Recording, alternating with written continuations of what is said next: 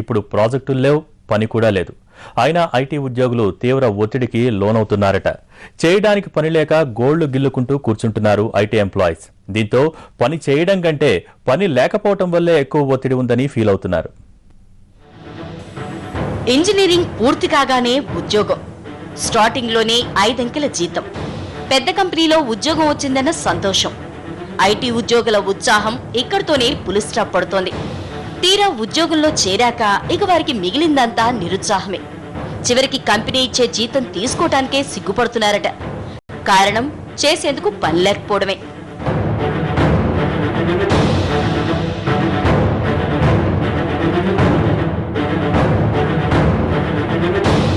ఉద్యోగంలో చేరి ఏడాదిన్నర అవుతున్నా ఇంతవరకు ఒక్క ప్రాజెక్టు కూడా చెయ్యని వాళ్లు ఐటీ కంపెనీలో కోకొలరు.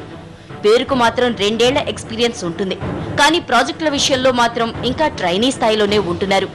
ప్రపంచవ్యాప్తంగా కమ్ముకున్న ఆర్థిక మాంద్యం కారణంగా ఐటీ దిగ్గజాలకే చేతి నిండా ప్రాజెక్టులు లేవు. ఇక చిన్న చితక మధ్యస్థాయి ఐటీ కంపెనీల గురించి చెప్పక్కర్లేదు. ఉన్న ఎక్స్పీరియన్స్ స్టాఫ్ కే చేద్దామంటే పనిలేదు.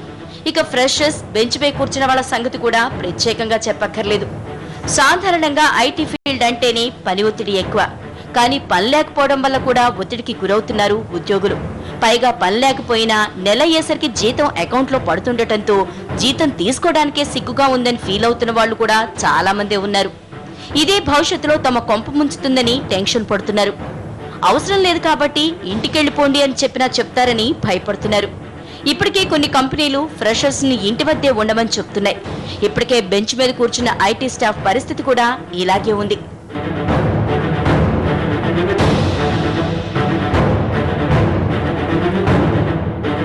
పోనీ ఐటీ కంపెనీలైనా ప్రాజెక్టులు లేవు కాబట్టి కామ్గా ఉంటాయా అంటే అది లేదు.